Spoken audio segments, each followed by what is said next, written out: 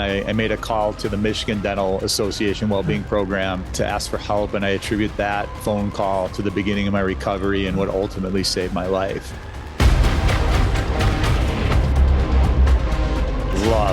I love being a dentist. I love it. I love it. Absolutely love it. I'm so proud of the work that I've done. I'm so grateful for the relationships I have with my patients. The DSO model also works very well for many women, where unlike most men, women will have a life, they'll have kids and stuff. So having a situation where they can work 2.5, 3 days a week. I have to really, invest in myself in all ways. And if I, physical, mental, emotional, spiritual, social, all those buckets for me. We're going to get you on the Huberman podcast. So Dr. Huberman, if you're listening, Dr. Kessler is ready for you. Andrew, I'm a huge fan. I listen to every single one of yours, and I get mad at the oral health stuff that you're putting out. I'd love to be. We knew you were an endurance athlete, but this is next level stamina, I think. This is an ultra marathon, guys.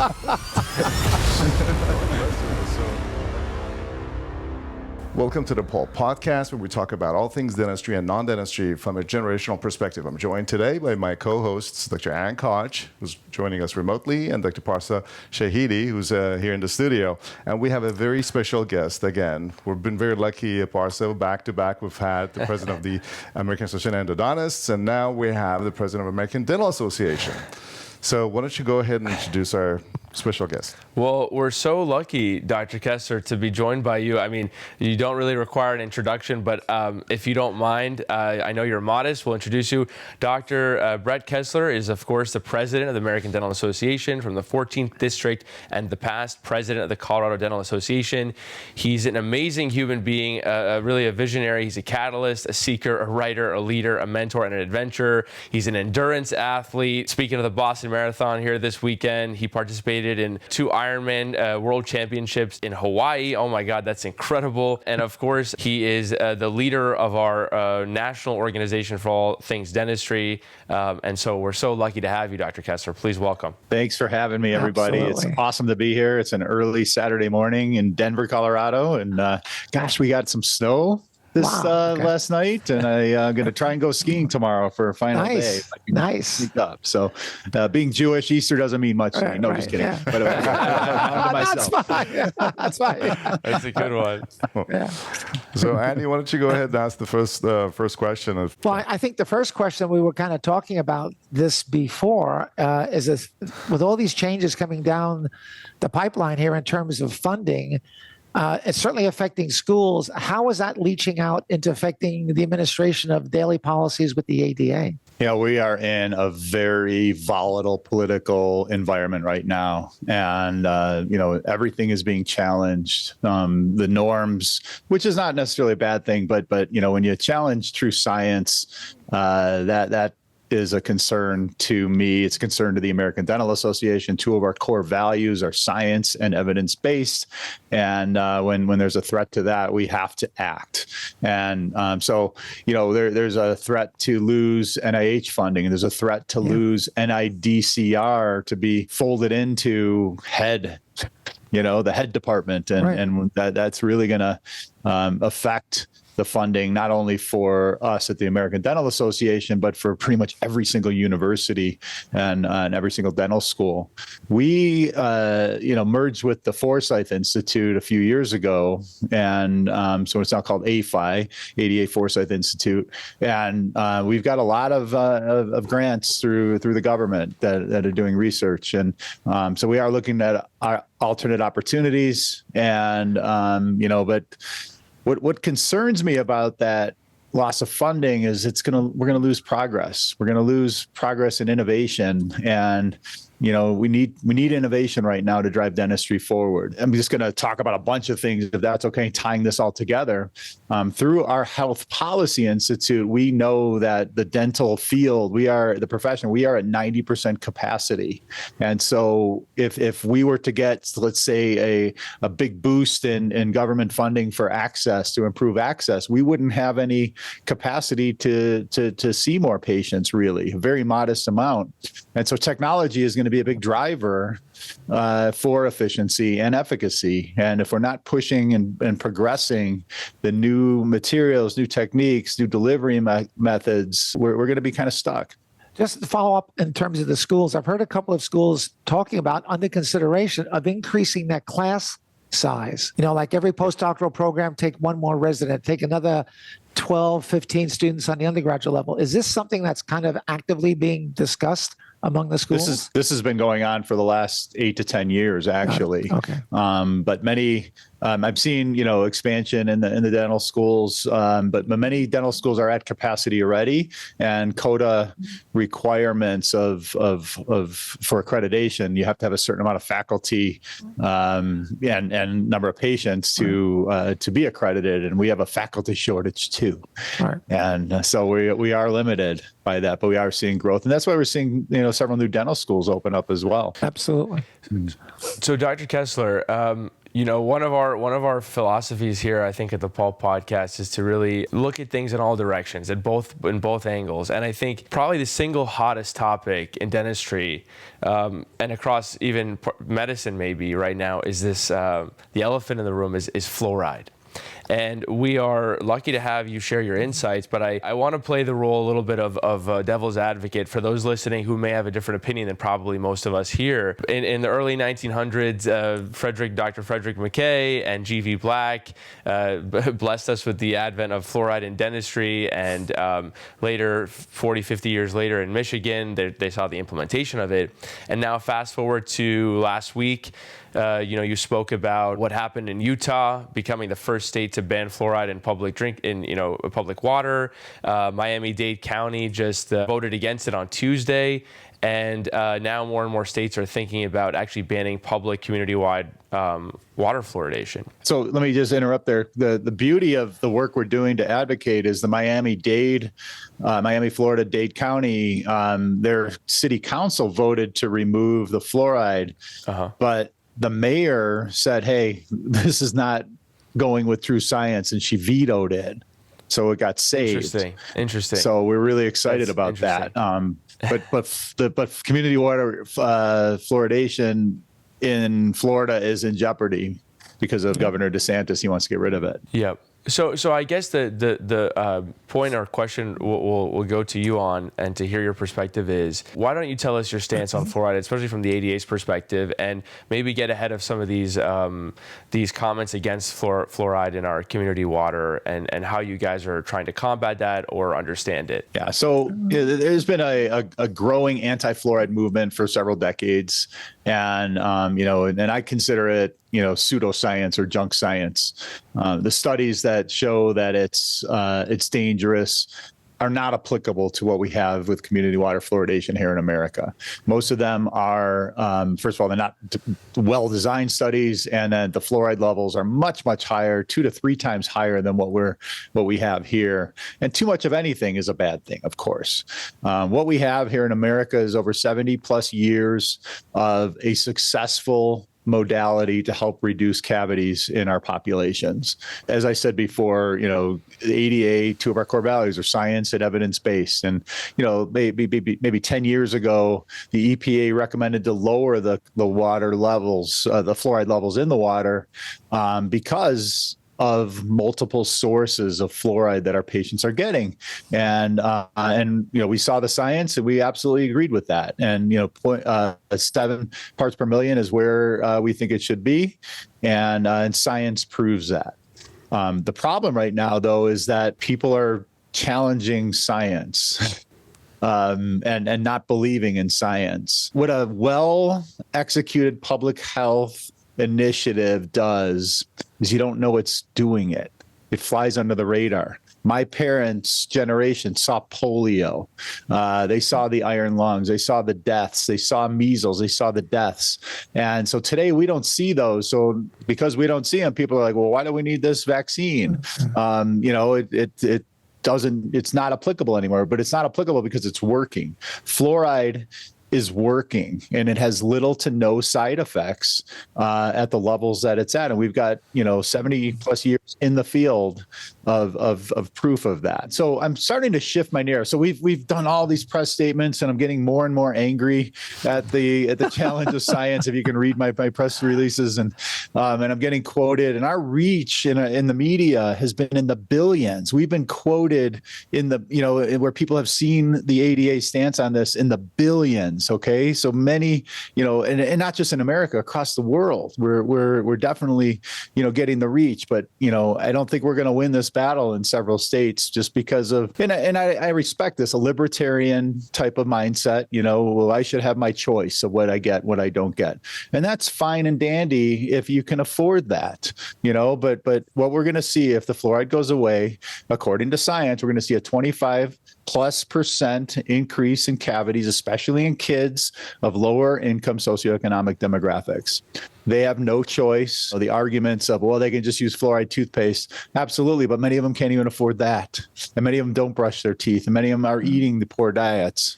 And so I'm starting to shift the narrative to RFK Jr. Quit vilifying dentistry. We are recommending fluoride in the water to help mitigate a problem caused by sugar, caused by ultra processed foods. If you didn't have this diet problem, we wouldn't have a cavity problem, and we wouldn't need fluoride. Quit vilifying us for trying to help the problems that you all are creating. Okay, we'll stand with you against big food and the sugar consumption and the ultra processed food industry. We will stand with you on that, but quit vilifying us for trying to fix it. On the other end, Medicaid is being challenged with a big cut potential. And so we're creating a problem over here that in 2 years, there's going to be no resources to fix. It's absolutely insane to me. Yes, absolutely. People don't want to use fluoride. That's great. Don't use fluoride. Increase your dedication. Better brush, better floss. Use your holistic methods. There are some tried and true products out there that do work. But as long as you're eating sugar, you are going to be vulnerable to cavities. So that's really an interesting point, Dr. Kessler, because to me it seems like the incentives, if dentists were being selfish and they wanted to purely just get more cases, they would be against fluoride, because fluoride is something that helps reduce the cavity. So in this case, it's a pretty clear public good that we're advocating for. But I also like what you said in terms of the sugar, because the sugar consumption is the one thing that keeps getting shoved under the carpet. People are vilifying fluoride, but then completely embracing sugar, which is the actual real cause of the problem. Exactly. So what is, from a public health point of view and access to care and all of these things, it seems to me like a campaign that's driven to talk about the cause of cavities, which is sugar, would be even more helpful than just manipulating the fluoride level, right? Is there anything like that, such as like a taxing sugar at the highest level of just pure sugar entry into the thing, not specific companies, but just the sugar, and then using that money the same way we did for smoking to then run a educational campaign? Is that ADA doing anything like that? Absolutely. And we created a sugar task force a few years ago under Dr. George Shepley. These are the kind of things that we're addressing. And we have members of the medical field as part of this task force, and we're developing advocacy narratives to start going, to bringing this, above the line in our conversations. There are tried and true public outreach programs where the taxes are raised, consumption goes down. We saw it in smoking. We saw it in some municipalities where they taxed the sodas. Consumption went down as a result of higher taxes. And if that's how we're going to have to do it, that's one strategy. But follow the money. Right. Big food industry is 10 times that of big tobacco. And, we're going to be fighting a large lobby. And I think that they're going after dentistry because fluoride is a low-hanging fruit, and we're not as strong as big food. But look at the chronic illnesses that are in our society as a result of our diets. Okay. And many countries in Europe have banned a lot of the ultra processed foods and poison type of foods that are creating the problems here in America. Imagine the money we would save if we cure diabetes. Okay. It's crazy. absolutely crazy. So, we in dentistry are part of the delivery of health in America and across the world. Oral health is health. And I think it's time for us to start, advocating along that line. I've got a question. I don't know if there's an answer to it. And that is, how do you combat the plethora of misinformation on the internet? And it has kind of like a mean-spiritedness to it. I mean, I'm over 75, so it's kind of a different generation. That's what the podcast is, 3 generations. So for me, you can disagree, just don't disagree to be disagreeable, but the stuff has an edge to it, but it's misinformation. How do you combat that? All we can do is keep shouting from the rooftops, everything that we know is right. Right. And I don't know if you've ever gotten into an argument on Facebook. You never win. You never win. I stay away from those toxic conversations because you can't, type your way out of a feeding frenzy. Right. And so we're trying to, if they go low, we go high, and we're just trying to, stand for the truth, stand for true science. And because we're an evidence-based organization, if the evidence shows something different, let's change it. Absolutely. And we're calling on RFK Jr. to help us fund a study to prove the efficacy of fluoride. I know you want to talk about one quick thing. Utah, we lost it in Utah, and and Governor Cox, he waited like 3 or 4 weeks before he signed the bill. I thought we were going to get him to veto it because I kept writing him in letters, and there was we were holding out that he would change it, but he caved and went towards the towards the dark side per se. But we have people in place right now setting up baseline studies to look at what's the level of fluoride in the water, what is the caries rates among different demographics. We need baselines right now, and they're ready to count and they're ready to watch over time Kessler, to see the efficacy and see the effect of that.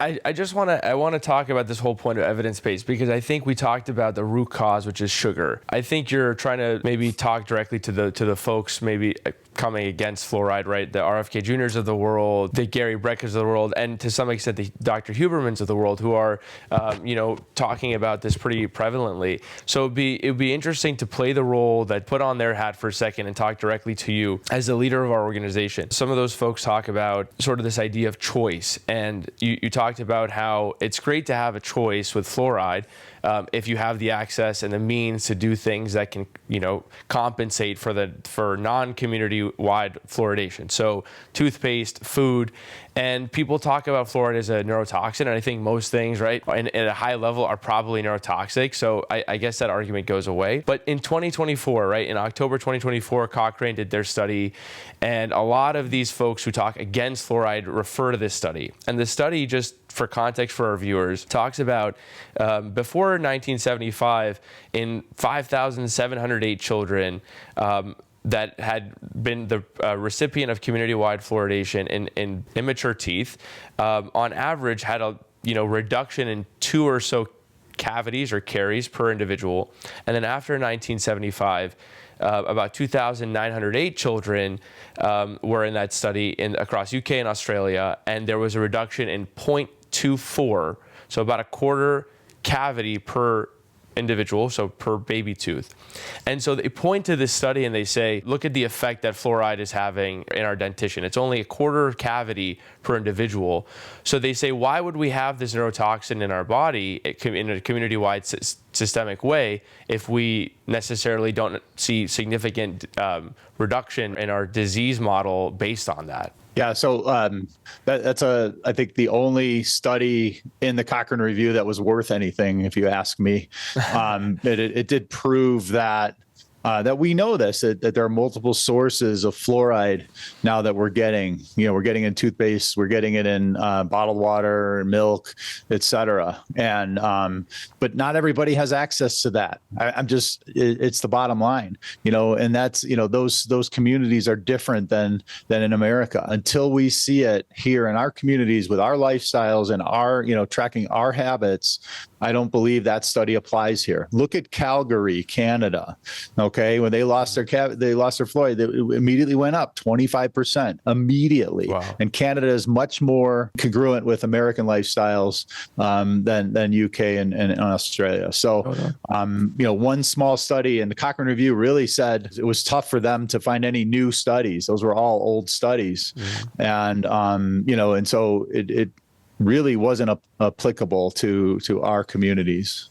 Makes sense. I guess, I'm curious to see what you guys think. I mean, Dr. Nasseh, we sort of talk about this, and you mentioned this really good point about sometimes how if there's one counterpoint against an argument, it's easier to go and shout that from the rooftops, as Dr. Kessler says, because one thing that spreads negatively across the media and all of our social channels can be so tough to combat. I wonder, what's your take on the fluoride situation we have? It's as Dr. Kessler put it best, it is a challenging situation because you're trying to weigh out a couple of different things. There's no question that fluoride changing hydroxyapatite in enamel to fluoroapatite makes the enamel more resistant to caries, right? So it has a net good effect in terms of preventing caries. Sure.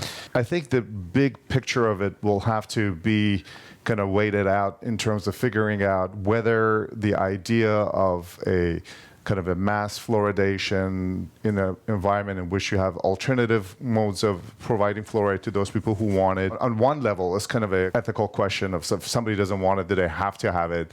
It's a question of choice. But as Dr. Kessler said it best, is you have vulnerable communities that don't get to exercise that choice, and they kind of have to be taken care of.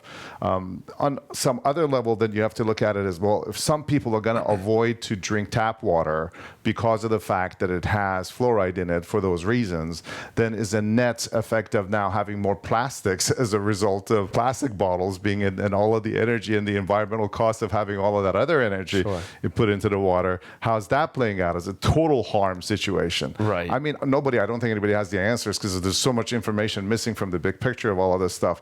But what we know as dentists is what basically Dr. Kessler said is that there is a known improvement in the caries score once you apply fluoride. So whether there is enough already in the environment for all people, or because of the fact that some communities don't have access to it, does it justify that all people get it at the risk of then some people moving away from tap water as an inexpensive source of water and then have to go through all of these other additional expenses and potential environmental issues? I don't know. It's just, that's essentially where the debate lies, I think. Don't you think so, Dr. Kessler? Isn't that where? Yeah, and people can use reverse osmosis filters in their home if they want to remove it from their tap water.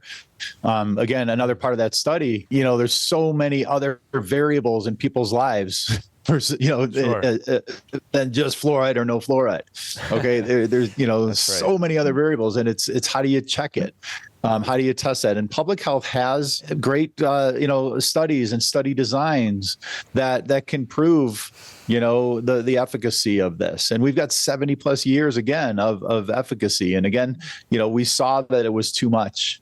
And but we need to show studies here in America to decide in America if we should lower it or remove it. Absolutely. If that's the case, we should. Annie? Yeah, I have a question. Thanks for recognizing me over here. She's been trying to jump in this whole exactly. time. I've been holding it back. You know me too well. One of the things with the price of dental sealants, and more importantly, the lack of access to dental sealants for marginalized communities, has there been any outreach to insurance companies? Because this would be a thing where you would think insurance companies would have an interest in this, because at the end of the day, it makes them more profitable. These people are not having a ton of caries. Right. Well, let's talk about, there's an economy attached to a tooth when you have that first filling. Okay. Right. So that first filling, my parents' generation, again, they had fillings in every single back tooth. And so one small filling turns into a bigger filling over time, which turns into a bigger filling, which turns, eventually cracks the tooth, and it needs a crown, then maybe needs a root canal, then maybe needs a new crown, then the root cracks and you need an implant, and then another crown. There's a whole economy attached to that first filling. Oh, and dooming that person to a lifetime. Okay. And so lifetime of dental problems attached to that tooth. And so, there, so sealants, the ultimate, fluoride and sealants are the ultimate preventative strategies in dentistry. We're trying to put ourselves out of business. Right. We're being vilified for it. So dental insurance plans absolutely pay for sealants, and it's one of the quality measures that we can measure, especially in kids, as best practices, especially in the marginalized communities.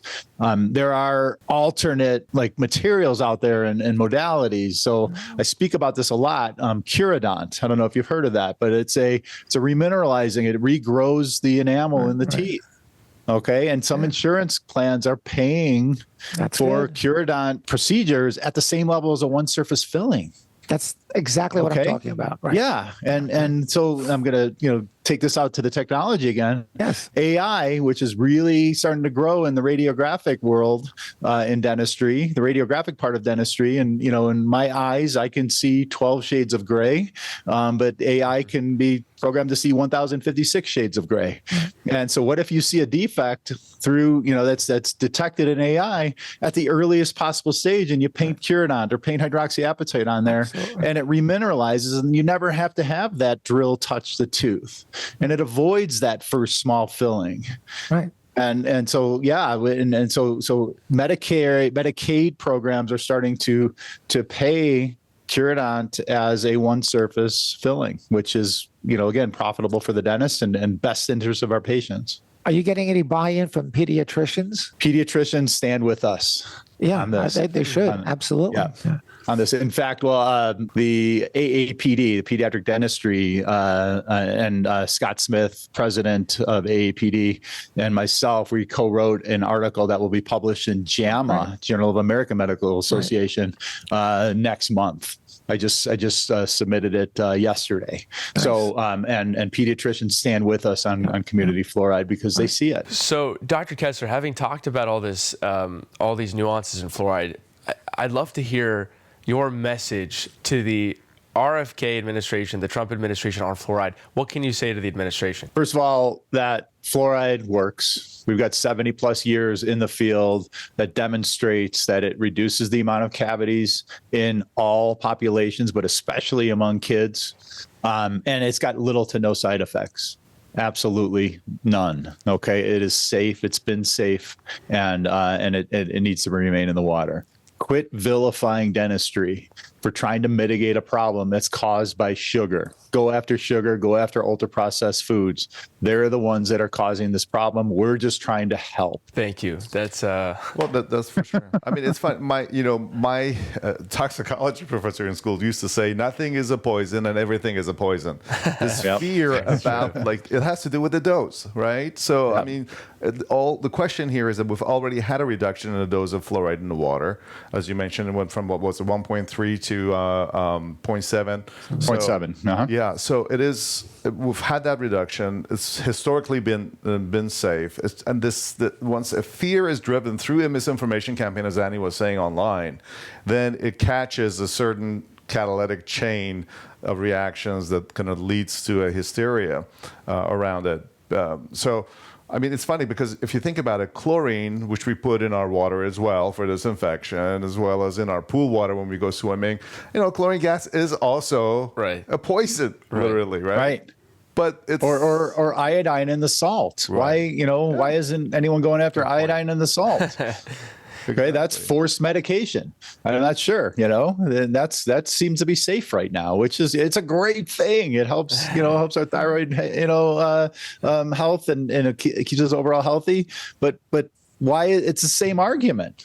Sure. Yeah. Well, from the Pulp podcast, and next you're gonna go. We're gonna get you on the Huberman podcast. So, Dr. Huberman, if you're listening, Dr. Kessler is ready for you. Andrew, I'm a huge fan. I listen to every single one of yours, and I get mad at the oral health stuff that you're putting out. I'd love to meet him, and he's a huge influence on me. Sure. And yeah. That's great to hear. So we've talked about this topic of fluoride, and I think a big thing that you guys are doing at the ADA, and we've been talking about this internally a lot with Dr. Nasseh and Dr. Koch, is, you put out the editorial regarding the state of dental insurance, and we would love to dive a little bit deeper and have you sort of break down where you think, especially with the Medicaid Advantage program that's coming, that you talk about in the piece you put out, break down from a top-down perspective, kindly, Dr. Kessler, the state of dental insurance as a whole. Okay, so I'm going to talk about private insurance and public insurance, private benefits and public benefits. So the advocacy work that we're doing around the private, let's start there. This is what is on every single private practitioner's mind every hour of every day they see patients. We all take it and we all hate it, okay? But yet we all take it. I'm 30 years into practice now, and the bottom line is we all did really well with it. We did really well. We hated it, but we took it and we did well. We have great lives. We have great salaries. We've got houses. We got vacations, all that, but we hated it. The dental benefit industry is a completely unregulated industry. They've been able to do whatever the heck they wanted. When the Affordable Care Act came out in the Obama administration, they left adult dental benefits off. They put kids in as an essential benefit, and around that, they created regulations around the insurance industry. Dental benefits, stayed independent of that. We were very happy about that at the time, but I think we missed an opportunity. So we're trying to change put some regulations and constraints on the dental benefit plan to make it better for our patients, because we all know it doesn't really do anything comprehensively. And so the standard plan, $1,500 max, 100% for preventative, 80% for minor dental procedures, 50% for major dental procedures, is what we see. Less than 6% of people with a $1,500 max ever reach their max. And this is a stat that comes from the National Association of Dental Plans. It comes from their own industry, and it's year after year after year. The plan is designed to not work, to not be utilized. We as a profession are not very good at illustrating the value to our patients, especially when it gets to the high dollar, major restorative, major dental work. And patients, when it gets to a certain threshold, they keep the money in their pocket. They don't want to pay that high copay and they go away, or they delay it until the following year when the insurance resets itself. So less than 6%, 94% of the people don't get to maximize that $1,500 max. Okay. And so we're pushing dental loss ratio across the country, trying to get some kind of laws around that. Dental loss ratio is basically, it was defined in the Affordable Care Act as how much of the premiums they're collecting is going towards actual care, dental care. And, we think the 80 to 85% is what we'd love to see, that 85% of the premiums should actually go to dental care. The first state that passed the transparency law was in California about 12 years ago. And all they did was want reporting. And, they found that there were several benefit plans that were in the 80 to 85 percentile range. They felt like they were good players, but there were several in the 20 to 25% range, where 25% of the premiums were actually going towards dental care. The other 75% was going towards administrative costs, and is what they would hide behind. But the insurance commissioner said, "Hey, bad players get out, clean up or get out," and they did. And so if we can get some kind of DLR law passed around the country, and there's 50 states with 50 insurance acts that have to be addressed. We hope to see increased utilization, because if they don't meet those thresholds, they'll have to give money back. And we all know the insurance company, the insurance industries, the last thing they like to do is give money out. So if they're truly, dedicated to their mission of helping the communities, they want to improve utilization. So let's get that passed first. Second thing passed that I think needs to be changed is the 100%, 80%, 50% model. When it gets to the 50%, utilization goes way down. We want to shift it to 100, 80, 80. Okay, because we've done some modeling at the ADA. If the percentile went from 50 to 80%, the copay of 20%, utilization would go way up. And then go after that cap. That cap is absolutely ridiculous. Insurance, the definition of insurance is to guard us against catastrophic loss. That is not an insurance plan when you have a $1,500 max. Okay. And so we want to see it go away, because oral health is health. We know that by improving the state of the oral cavity, we can improve the overall health of our patients. And we need to reconnect the mouth to the body with the systems. And so to remove that cap, like in medicine, we will create a huge impact in the communities we're serving. And so that's the long plan.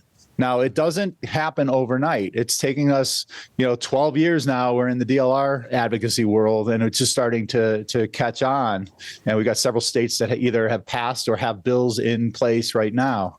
This is going to take a decade for this to happen. Okay. And there's nothing quick that we can do about this. So how do we make it go faster? We take Delta Dental to court in a class action lawsuit that we filed in 2019, 6 years ago, to stop their monopolistic practices. Okay. Because we got fed up, whatever. There was a couple entities that did. We jumped on this class action lawsuit. 6 years in, we still have it hasn't been heard. We're all in discovery.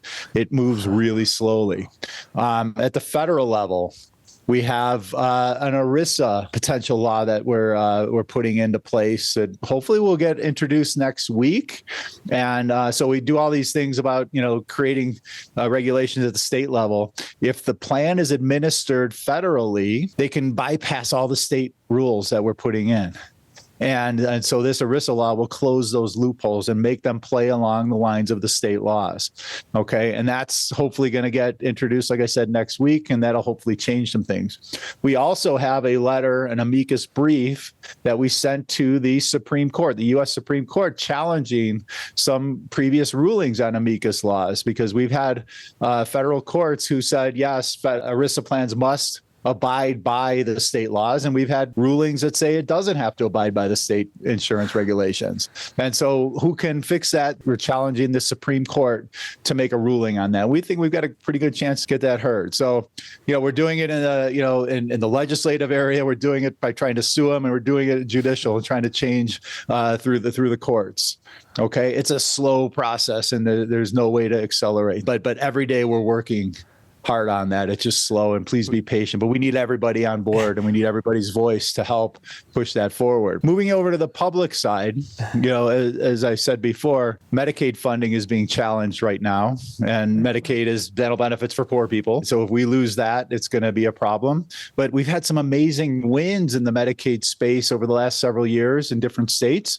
I'll just talk about Colorado because that's where I'm from. We have a great relationship with our legislature, and our fee reimbursements are paid at the 100th percentile on the ADA fee schedule. We're getting full fee for Medicaid, full fee. Nice, so we go back to the private insurance plan and say, hey, you're not even paying Medicaid fees. Pick up your game. Okay. And we're seeing improvements of that much quicker than the way we've been doing it through the private, trying to regulate the private. And so we're seeing that. We saw it in Ohio, we saw it in Michigan, and several other states around the country. If we boost the public, we get a boost in the private too. And so, and we as a profession, if we are to remain a profession, we must find ways for our communities to access care. That's part of what it means. And that's our social contract with the community as professionals. Okay. And we know less than 50% of Americans go to the dentist. Okay. And so we need to find access for those other 50%. And many of it is because of financial reasons and financial constraints. So we need to find, a way to boost the public side as well. So we are working like crazy to make it better so that people can access care, whether it's in the public realm or the private realm, and that no matter what benefit plan we are advocating for, we must be paid a fair fee. We must have minimal administrative burden. We must have patients to be afforded the opportunity to have comprehensive care, like in medicine, minimal chance of auditing, no guilty until proven innocent kind of thing. And, patients can have choice. And that's what we're advocating for in every realm we are talking about this. That's awesome. We knew you were an endurance athlete, but this is next level stamina, I think. This is an ultra marathon, guys. Yeah. This is a 100-mile race. Holy cow. That is terrific. It is an ultra marathon. But the problem is, though, this is an infinite game. This is a long game. Unfortunately, we live in in a world that demands, constant wins, and we're not going to get constant and quick wins here. We need patience, and we need consistency, and we need resiliency, and a unification of our message from all. And what I love that's going on right now is that all the specialties and all the heritage affiliation groups and everything, we're all talking together, we're all listening to each other, and we're coming forward with unified messaging, because that's what's necessary. If we don't, the insurance industry is going to drive this, and that is going to be a crime to humanity as far as I'm concerned. Yeah, those are great points, especially on the insurance side. It's funny because we call it dental insurance, but it's really not insurance, it's just a benefit. Because as we were talking about a $1,500 cap, which hasn't changed since the early 70s, right? Whereas been like 600% inflation since the early 70s. That's not really insurance. And to hear that it's actually not being utilized even in many of the cases, and the insurance companies are getting richer and richer. And in many of the cases, they start, as you mentioned, they start as a non-for-profit, and then they turn into a for-profit. And then all of a sudden, there is, this ethical question of, gaining that momentum and, getting that, becoming the snowball effect. But then all of a sudden, the model changes, and now they're making a ton of money, and they're not passing it on to So I think these are really great avenues or directions at which ADA, and I'm so great to hear you say that you guys are really fighting the right battles and doing the right things. So it's really reassuring. Thank you so much for doing that. Yeah, thank you. And when we talk about raising the cap, they're like, well, we have no reason to. No one ever reaches it. Why should we? It's not the problem. It's the plan design is the problem. Yeah, that's so true. The administrative costs. I mean, it's so funny because what you say, with what they're saying with this higher administrative cost that has caused the increase in the premiums, but not really in terms of giving back in terms of benefits. It's the same thing in education and universities. Tuition's all gone up. Yeah, that's but true. It's like, but that also brings up another good point too, Dr. Kessler, is that, because I know we're all big fans of technology as well, but eventually it's probably one of the main downsides of technology is that it increases the cost of care. So the fact that things are technologizing and we're moving in that direction, how's that going to square out with the reality that it's going to, by design, it's going to limit access to care? Well, I would agree with you to a point. When new technology is introduced into the market, it is really expensive. Okay. But look at digital x-rays. Okay. I started practicing in the era of film. And, I would take an x-ray. Let's talk endo. When I used to do endo, a working film. Okay. I would take a film and I would go into the dark room and have a 7-minute meditation. Okay. The dipping tank. I'd come back with this little rectangle card and hold it up to the light. And hopefully my developers were at the right temperature and not too, articulated and stuff. And I could see exactly where that is. Okay. And I was one of the first dentists in Colorado to bring digital x-rays to my practice, and I paid a lot of money for it. But look at the savings in efficiency and efficacy, increase in efficacy. Okay. Instead of a 7-minute meditation, I got instantaneous development that the patient now can see, because I had the screen right in front of the patient, and now they were engaged. Wow, what is that? And they would ask questions, and I could see it better. So it's improved efficacy. So technology was expensive, but over time, as it's introduced, it comes down, and we're going to see a major shift in the delivery of dentistry over the next 25 years, as well as what we saw in the 25 years we've been in practice. And so one of the things we're doing at the ADA is under Dr. Rich Rosado is Oral Health 2050. What is dentistry, the delivery of dental care, going to look like 25 years from now? And if we are to be thought leaders, we must provide thoughts. Okay. And it's time for us to drive the profession towards the preferred future. And we can only do that if we create a vision along that way. Technology is going to be a big part, as I said, to increase the efficiency and the efficacy of the delivery of care. And AI is going to be a big driver of that. Dr. Kessler, you talk about, obviously, this concept of delivery, access to care, increasing prevention, trying to give dental services and true, I think, comprehensive care to a patient is this intersection point between medical care, dental care, and you talk a lot about that oral systemic connection. I wonder the impact, and you can go a few different directions with this, but I wonder what you make of the effect or the impact that DSOs have on our delivery care system. I think from my perspective, it's an interesting thing because the cost of care seems to have come down through the advent of DSOs and the prevalence of DSOs. So more people seem to have more access to care. At the same time, there's this battle because maybe dentistry and the specialties, us in the endodontic field, maybe dentistry has become commoditized. So from the ADA's perspective and your personal perspective, how has the DSO model played a role in giving people access to care and maintaining the beauty and the art and science of dentistry as an independent thing? I would say that DSOs are in place. Their management, they help with the management of our businesses. They shouldn't interfere with the personal choices as we have as dentists to drive care to our patients. The doctor-patient relationship is the sacred cow. That cannot change. What DSOs have done is shown business efficiencies, and therefore, yes, they can probably provide things at a cheaper rate because they've got more efficient systems than the private practice world does. DSOs grew because it's just a natural progression of things. Medicine, we see it. We saw it happen 20 years ago, and dentistry's following probably 7-8 years behind where medicine was. But we in the private practice world, I think we failed our future colleagues. Okay, if I were to hire an associate in my practice and they commanded $100,000 in salary, I would have to have $400,000 of dentistry lying around. And because the dental students, or the young dentists that are coming out, and they come out at a level of competency.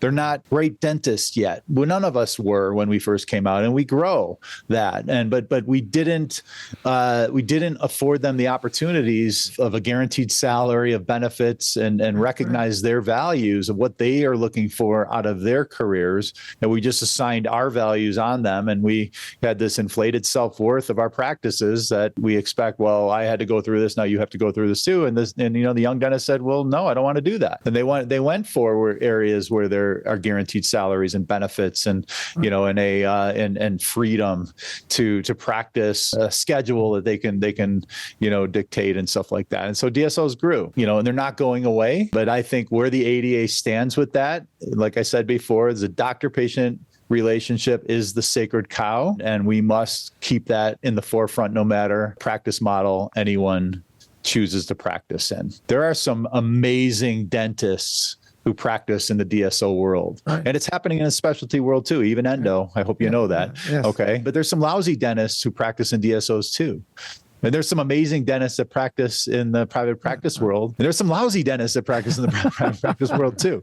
Okay. And we can't vilify for being part of a DSO that makes them bad. Sure. Okay. I think the personal dental, ethicals, set of ethics that they have are going to dictate that. I know there's a lot of different pressures on them by different DSO companies. And I recognize that and I respect that. And we have to make sure that each practitioner has the opportunity to at least offer the finest care to their patients in an ethical manner. That brings us to dental education. It's a perfect segue, okay? There you go. And we had Rick Valakovic on, what was that, guys? About 3 weeks, a month ago, we had Rick on, and I've known Rick for, 40 years or something, right?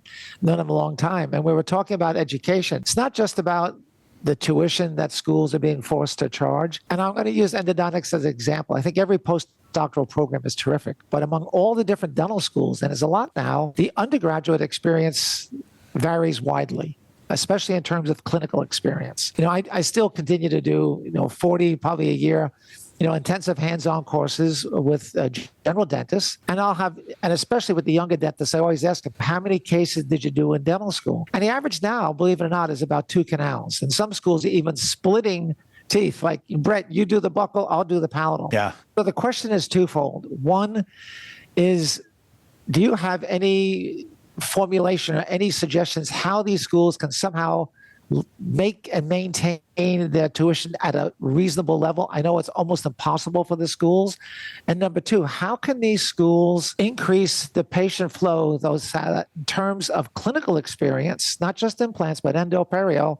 There's enough patients to fill the students' needs. So I'll answer the second question first. You know, I've been to about 25 dental schools this right. year. So I'm on a dental school tour, and you know, and it's great being with the dental students. You know, they have I hope I'm inspiring them to to be their best and live their best lives and things like that. But I get to see the clinics, and I get to see the activities, and some are more busy than others, and we have CODA as an affiliate of the ADA, but we can't direct CODA.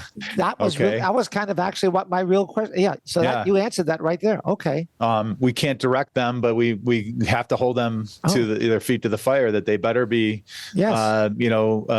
standing up for accreditation. But accreditation is really difficult for a dental school to have to go through. So that needs to evolve. And we have Frank LeCarry, who's the chair of CODA, and we think we've got a great opportunity under his leadership. He's a forward-thinking, visionary guy to really drive CODA into today's day and age. Okay. As far as tuition for dental schools, year after year after year, we're getting record number of applicants. Okay, supply and demand. And so it's just following an economic model. Unfortunately, back when I used to teach at University of Colorado, when I first started teaching there 20 some years ago, the state funded. It's a state funded school. Probably 30% of its budget was funded by the state, and where it was very dedicated into investing in higher education as a state. Okay, right now I think it's less than 2%. Right. Okay, and so where can we advocate, for state schools? We in state dental associations can advocate for, please, the state legislature, put it in your budget to invest in higher education. Right. Again, politically right now, everything's volatile. We don't know where are the opportunities there because funding is being cut for universities, and all these restraints on freedom of speech and DEI, and it's crazy. So I don't know where the opportunities are there yet, but we're seeking them, and we're working with ADIA to try and figure that out. I want to throw one other idea, because the gentleman whose idea this was is sitting up in the upper left of the screen. That's Dr. Nasseh, Ali. When we had Rick on, Ali had a question, and I hadn't really heard this. It was certainly not on my screen. And Ali was talking about, in terms of tuition, making it degree-based, not the number of years. So in other words, if you happen to be really a gunner, and by December of your fourth year, you completed all your requirements, you're done, you get the degree, you paid the money. Mm-hmm. Also, you could take it to the other side. That if all of a sudden May comes and, it's like a minor league baseball player, you need a little bit more seasoning. We'd like to have you stay over until September. But again, that fee is paid for the degree, not per year. That's a great concept. I think it's an incredible concept, Ali. And why don't you speak to Brett about it, because I never heard of it before, and I thought it was brilliant. No, I just think that it helps even out the playing level, the playing ground for those people that might be coming in as international students versus others, and so on. And it just creates a different set of kind of models for the amount of loans that different students from different backgrounds end up having. This kind of sets it up, levels the whole thing based on a degree. But to be honest with you, Dr. Kessler, the idea of of using the tuition as a kind of a form of a capitalist, kind of a supply and demand model, it may be true that it could certainly be treated that way, but it has unintended consequences, in the sense that if because of the application numbers, the tuition keeps going up because the supply or because the demand is high, then the unintended consequence on the profession as a whole is that people leaving with greater loans will be especially under pressure with the insurance companies, with the other factors that are involved. Then they're going to raise prices, and so the public ends up suffering as a result of that too. So there is that other consequence that I feel our organizations essentially have had the foresight, and that's the whole point of organization, is that so that in microeconomics, individually optimized people will make decisions based on their own self-interest. But the whole point of like a bigger entity, so that it can organize the thought and the idea so that the net benefit of, the greater harm could be reduced. And I feel like that's why if we just let tuitions roll higher and higher, that creates a structural problem in the system in which the cost of education will just have trickle-down effects on care as a whole. Don't you think so? Well, Ali, absolutely, 100%. And we're starting to see it in the behaviors. First of all, in 27, we're expecting to see an academic cliff where there's going to be the fewest number of kids going to college, undergrad. Wow. Okay, so it's the question right now is a bachelor's degree worth the investment? And exactly, and maybe not. Right. Okay, so if there's fewer number of people going into college, there'll be much less people going into the health and the healing fields post college. Okay, advanced degrees. We're already starting to see a decrease in specialty applications. So the tip of the spear right now. Right. So there's 4-year oral and maxillofacial surgeon programs. There's 6-year programs. Right. Okay. For the first time in history, there were open seats in the 6-year program modality, because why go 6 years when you could do it in 4? Interest accrues for 2 more years. We're starting to see that people are going to start choosing not to go into specialties. We've got a ton of dentists coming out, but they may choose not to do to do specialties, and that's going to affect endo in the near future. Absolutely. Right. Okay. And but we're working with AIDIA, and AIDIA has a reimagining dental education task force going on right now. We got to hear the first part of that, of kind of giving an environmental scan at the AIDIA conference a few weeks ago. But this is my idea, and my thinking is, first year of dental school, we've got all those, those basic science courses for medicine. Can we take histology and put that in undergrad? Can we take biochem and put it in an undergrad? Why did I have to learn how many ATP molecules are generated in a cycle? What does the hydroxyl ion go? In dental school, okay? I haven't used that. Why can't that be as a demonstrated competency as part of the DAT, to be qualified to go to dental school and get that first year in undergrad?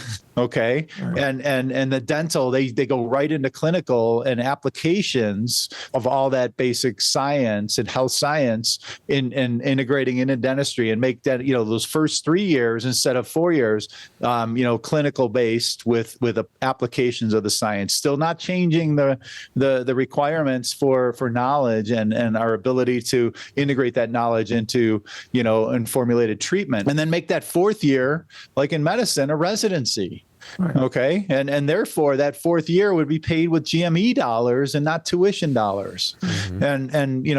And they get extra in the field, hospital base or AEGD or an internship, an endo internship or oral surgery internship or period, the implant internship. So that would cut it by 1/4 and boost their efficacy on how they can deliver care. Right. Okay, so reimagining that, but the only way for us to do that is for us to be entering into the medical field, okay? Because GME dollars in medicine are 10 times that of what they are in dentistry, and this was before the potential cuts in HRSA, so we don't know whether that's going. But we need to reimagine it, and because are we doing the best for our future? I don't think so right now. And I think AIDIA recognizes that too. No, you're absolutely right. I think this is just the whole concept of education in the modern world, in which you have access to information on demand so much more efficiently. And plus, when you add the AI to that, it has to change. And there has to be a different set of priorities in terms of what are important. It's funny because my teenage son, in the school, as they go, there's plenty of trigonometry and plenty of all of these other big time courses, but not enough just basically personal finance, home ec, some of these things that we used to have. Right. Sometimes you wonder, it's like the education is moving away into this hyper specialization and then just kind of creating a whole group of overeducated hyper elite, and that we've seen that kind of caused a little bit of a blowback as a result of that, and people end up getting hyper specialized. Mm-hmm. Maybe it is better to kind of become a little bit more efficient in our education as well. There's no reason for this stuff to be this long. I mean, for us in the endo thing, for us at our school, it's like 11 years to be an endodontist. It's like, Right, 11 how long years. does it take? Who's going to dedicate that nowadays, right? Well, Even though the payoff is there, you know. touche. Dr. Kessler, the interesting thing is that you made a really good point, and Dr. Nasseh talks about this a lot too. I think there's a bigger question of like, how do we attract the biggest and brightest to come into dentistry, right? So usually the question is, I'm interested in the medical field. Should I go to medical school, dental school? They're both 4 years. What do I want to do? And so a lot of people choose to go to dentistry because they love the head and neck and the teeth, or they prefer a better lifestyle. This is no shade on the physician colleagues, but I think dentistry is a little bit better of a profession. No, so I'm gonna shameless 100%. plug there. I think it's the best. It's Absolutely, the best, it's right? the best. So, but I think like the point of how does it work, right? So 4 years of college, very competitive performance needs to be accomplished so that you can get into a dental school, which is a whole other ball game. DAT applications and 4 years of dental school, and then a lot of people will go to either a GPR, AGD, or if not, a specialty program several years. So when you look around during those years, you have, and we talked about this, but you have people, let's say, who go into the finance field or the consulting field or the technology sector, and they're in and out of college, and they're off and they're making multi-6-digit incomes, which is very competitive. They're probably have more time on their hands to enjoy their life or travel and do different activities. And so there is a little bit of this discussion, I think, for the new generation of whether this time investment, this cost investment is likely worth it in the end. So maybe we can have you share your insights and your advice to the new generation of people who are aspiring to be in the dentistry or the specialties. How can they look at this internal conflict they're having, whether to go into dentistry or not, based on your wisdom? Yeah, I think the golden age of dentistry is right in front of us. I really do. I think that the opportunities I talk about is with the benefit reform and our ability to participate in the primary care delivery model. Right. You know, we can do A1C screenings. There's a benefit company in Arizona that just announced they're going to start paying for A1C screenings in the dental chair. Imagine that. Okay. I can't tell you how many patients in my practice. I live in Colorado, the fittest state in the country, and I've got a bunch of athletes in my practice who, you know, they didn't get better after scaling and root plating. They came back 4 to 6 weeks later and they were still really inflamed. And my hygienist is like, well, it's not an oral hygiene problem. They're clean. It's a host problem. They're inflamed. And so she would start asking questions about, tell me about your diet. Tell me about your stress level. Are you using any tobacco, any illicit drugs? Tell me about your drinking. When was the last time you were at your physician? We can do, A1C testing. We can do, genetic testing, inflammation testing, microbiome testing, all these things that can, be a play and improving our patients' overall health of a lifetime, because we can be the ones that catch it early on, and so these patients that didn't get better, we'd send them to their physician and they come back undiagnosed diabetic from the fittest state in the country. They didn't look like they would be diabetic, but they were undiagnosed diabetic. And so we can play a part in expanding our repertoire and in the delivery of primary care. And in addition to all the procedures we do, in addition to, the improvement of lives, of smiles and bites and oral health, it's going to be amazing. Technology is going to be a big driver of that, and how we can utilize technology to drive trust with the patients, using AI as a personal assistant to tell us what's going on with that patient, reminding us of what we wrote in the chart 6 months ago. And so I feel, and then like you said, lifestyle, if someone wants to go into the healing field, being in the medical field, you're going to be dealing with, some pretty big tragic, conversations you're going to have. And the lifestyle is not so good in the medical world. But in the dental world, I mean, we still have this amazing life. And the worst news we usually have to give a patient, and with regards to obviously oral cancer is a thing, but most of us will tell us, yeah, that tooth isn't going to work. That's the worst news we usually have to give our patients. And so lifestyle wise, it's much better. The best and the brightest are going into dentistry. And I think as long as we can keep it that way, we're going to continue that. The way we're going, though, it's going to be those that can afford it will go into dentistry because of the high cost. Right. We are the highest cost of education to train in all the healing fields, and that's gotta change. Right. We need help. And there's never been a moment of doubt in your 30 years plus. And I've really never asked this to you guys either, Dr. Nasseh, Dr. Koch. Has there ever been a moment of regret? For me, absolutely not. Never. Not once. I love being a dentist. I love it. I love it. Absolutely love it. I am so proud of the work that I've done. I'm so grateful for the relationships I have with my patients. So grateful for the opportunity to be a leader within organized dentistry, pushing this amazing profession forward. I'm so grateful for this. No regrets whatsoever. How about you? It's an amazing profession for women. And I think the DSO model also works very well for many women, where unlike most men, women will have a life, they'll have kids and stuff. So having a situation where they can work 2.5, 3 days a week and feel sated with their education, do well financially, and have a life, that's really important. So you, Annie, full disclosure, my wife is a dentist as well. She's an orthodontist, and we met in dental school, got married our 4th year. So just had to say that. I agree with you completely. That's awesome. That's awesome. Yeah, for me too. I come from a dental family, so I was destined to be a dentist. And, you can't say never a moment of regret because there's always opportunity cost. Well, if you have multiple loves and things, then you always kind of say, well, maybe I could have done a little bit more of this or more of that. But the question really is, are you happy having done what you've done?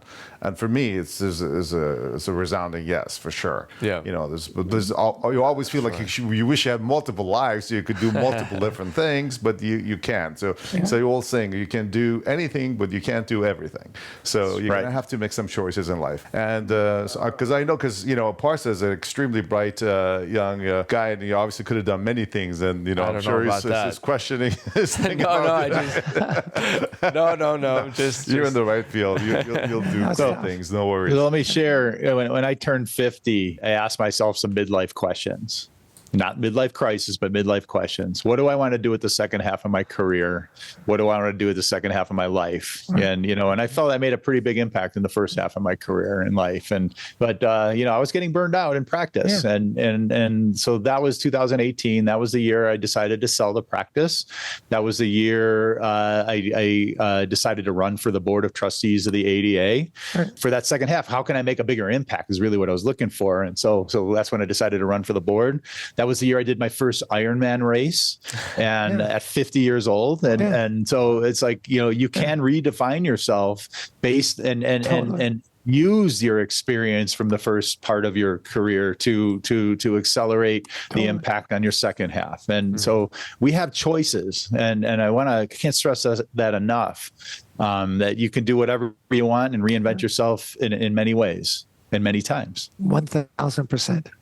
Yeah. I did the same thing with real world endo. Got to the point you get tired of, the whole thing with the rigmarole with clinical practice. And I found out with real world endo, it gave me a lot of opportunities to do different things. I think different aspects of my personality, and it's stimulating. It's not just a physically thing, but it's mentally stimulating. It's the same thing what you're doing. So I think is a great option in dentistry, no question. I felt it can make an impact one patient at a time, chairside, but now I'm making an impact for the entire profession, or you're making an impact on all those that are learning from you that are then spreading it to the community. It's just accelerating your impact. It's amazing. 1,000%. It's wonderful. We're happy you chose to actually sell the practice. Not only your life and your thing is inspiring, but it's today. I think today's example shows so wonderfully that the organization's in good hands. And that Thank you. You are really leading and thinking about the right thing. So it's so great and refreshing to hear. Right, and in the spirit of the Boston Marathon happening this weekend here in Boston, it's fitting that we talk to you as this unbelievable athlete, Ironman and marathon runner, and ultra marathon. That's true. Is that true that you actually can run ultra marathons? I can't even drive that long, to be honest with you. Oh my God, that's great. Yeah, I'm not all that right in the head, Well, the energy does come through. We should have you here. That's what they said about Brady too. So it's not a horrible thing, right? Right. but through those races, yes, they're physical feats, but honestly, and it's mental. It's I learned so much about myself and what I'm capable of by doing these crazy races. And, and if you follow me on social media, I always have the tagline, anything is possible. And, and I truly believe that. And I get clarity of mind when I do these long runs and do these races. And it's just keeps me healthy, keeps me young, keeps me sharp, and keeps me focused. We love it. Your personal journey itself has been extremely inspiring, and you've been really open about it, the challenges you've gone through and how you've overcome it. I think it does take this kind of mentality to realize that, nothing can't be overcome. So to the extent where you want to kind of enlighten us with the challenges and so on, that would be terrific. Yeah, for those that don't know me, I'm a recovering alcoholic and drug addict. I got sober in my third year of practice, and I made a call to the Michigan Dental Association Wellbeing Program to ask for help, and I attribute that phone call to the beginning of my recovery and what ultimately saved my life. And over the years, I became more and more inspired to live my best life, and that's why I'm here right now. Yeah, I view every day as a gift, because I should be dead, absolutely should be dead. And so this is bonus time, and it gives me perspective. But a lot of the tools that I use for my recovery, and it's a daily deal for me, and I haven't had a drink or a drug in 26 and a half years. But it's a lot of mindfulness work that I have done and continue to do. And that's helped me become, find clarity in my life. And it's helped me become the leader I strive to be. And it helped me find my why and then live in my purpose and to make the world a better place, because I've got this sense of gratitude that, like I said, there's a reason why I'm still here. I want to maximize that every single day. So thank you for asking about that. That's great. It's truly inspiring to know Absolutely. that we can turn everything around and then achieve such great heights to become the president of the American Dental Association, to run ultra marathons. I don't know which one I'm more impressed with. It is a terrific feat of achievement, and to share that message, because today's world, I think students, young people, everybody, and even older people, I feel like people in my generation and Annie's generation have had the benefit of living in a world in which we were not, overly bombarded with information that was not necessarily, not only not useful, but also harmful. But I feel like this younger generation is living a very special time in which it's very challenging to manage, the mental health model. And so, do you have any advice for the young dentists in Parsa's group and so on in this age group that, how can they overcome some of these challenges that they face? Absolutely. Great question.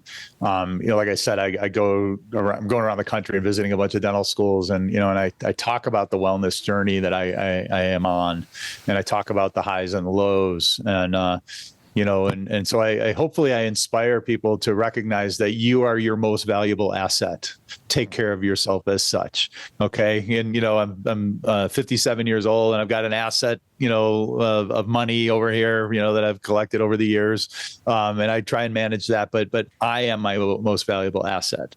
And so I have to really, invest in myself in all ways. And if I, physical, mental, emotional, spiritual, social, all those buckets for me, I review them on a regular basis to make sure that I'm putting effort into those areas and making right choices in those areas. And when I find I'm not doing well, I ask for help. And, even as president, I still ask for help because I'm human.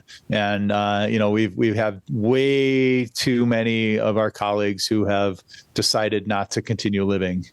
And I just found out about another one this week, and we have to be there for our colleagues. We have to be there in support of those that may be suffering, and we have to reach out to you as a specialist. You get to see a lot of work from your general dentists, and and you can see changes in the quality, and you hopefully meet with them on a regular basis. And if you are concerned, please say something. And come from an area of concern, and I'm concerned, and I'll stand with you and support you to get you right, because if you're recognizing there may not be right, that could be the catalyst that could turn them around.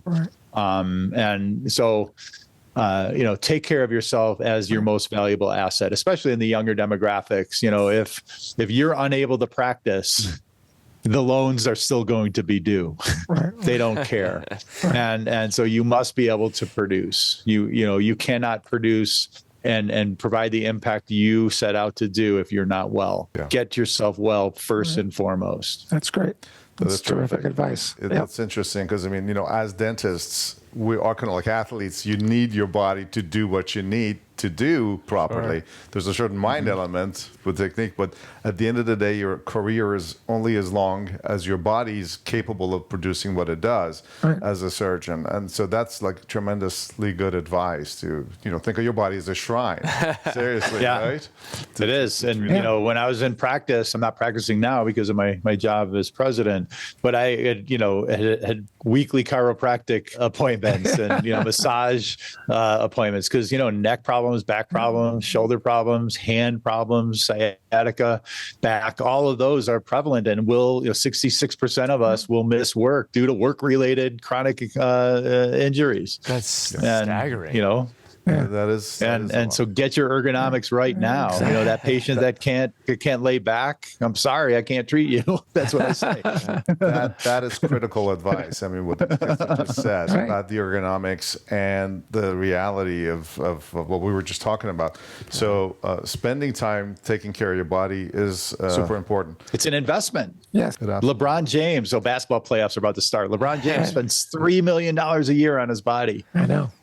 Amazing. His body is his money maker. Okay. Our body is our money maker. We need to be at our best physically. I'll have to try to go for a run with you when you're in town, Dr. Kessler. Try to get to the ultra marathon level. It's really inspiring, though. It really is. It is amazing. What about just one last thing I'd like to also, because you said that you have practiced more mindfulness, and I'd like to have you share your experiences with the concept of mindfulness for those people who don't know, as well as how you feel that has helped you open up and understand yourself better. Wow, it's been everything. I wish you could see my setup here. I've got a vision board right here to my right. I've got inspiring notes over here. I've got Kobe Bryant inspiring notes over here. I love it. I surround myself with positivity. Amazing. Okay. But every morning, I wake up and I do some meditation work. I do some journaling just to get clarity on things. And so I do guided meditations through the Calm app right now. That's what I've been using. Right. And then there's a topic that they'll, focus on for 10 minutes and, and just being able to focus and notice how my brain works. It's some days it's very focused. Some days it's just spinning so fast and I'm trying to count my breaths. And before I know it, I'm talking in my mind. I'm like, oh, I got to pick up my kids here. I got to go do this and pay this bill. I'm like, oh, wait, come back, breathe. They call it the monkey brain, but I get clarity from that. And I used to have, and my thumb, I used to put a little check mark in a black Sharpie on my thumb when I was practicing. And when I take my gloves off, I'd see my check mark and it would be a reminder that the next patient that I'm about to see couldn't give a crap about what happened in this operatory. I have to just reset my mind and be fully present with this patient in front of me. And being present has allowed me to be that amazing practitioner because that doctor-patient relationship as a sacred cow happens when I'm present. It doesn't happen when I'm not present. And then it's also afforded me the opportunity to live with intention. As I said before, when I turned 50, I made myself look at some questions, and I chose my practice modality. I chose to go into leadership. I chose to live in this house. I chose to buy this car. It was very, the wind is blowing us. We can set the rudder and trim the sail to sit, and so I've done it 5 times. I've done 5-year visions 5 times since I've been sober. And I could tell you every time I've done that, pretty much everything has come true. Definitely not in the way I had planned it. I never wrote in my vision I was going to be president of the American Dental Association. I wrote things like, I'm going to maximally contribute to my profession.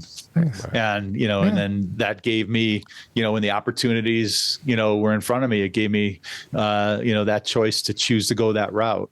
And, with that preferred vision of what I had, I wouldn't have happened intentionally. It may have happened, accidentally, the Forrest Gump way.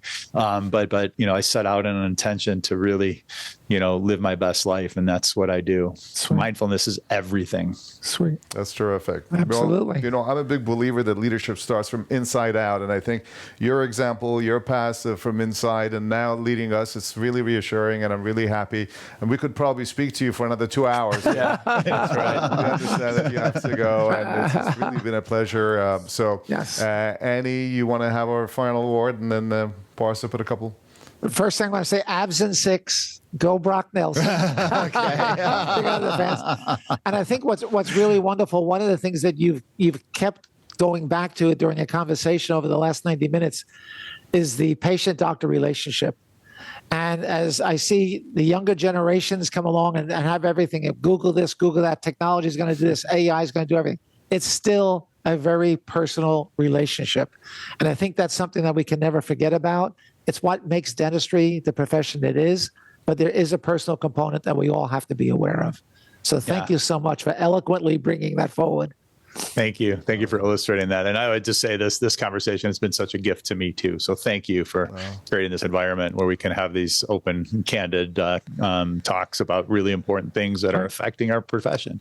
Yeah, it means a lot, Dr. Kessler, and I remember hearing you talk at Foresight Dentech, and you made a huge impact on me personally. And then when you spoke to our cohort at the Harvard School of Dental Medicine, it's interesting because it felt like you were really telling us how you feel and your true opinion. And given the stature of your position as a president, you really gave us a lot of hope because you told us exactly how you feel, and it's very clear that you mean what you say. So from fluoride to insurance, education to inspiration, to mental health, we covered a lot, but as Dr. Nasseh said, we thank you for joining us on the Paul podcast. Absolutely. Absolutely. Thank you so much.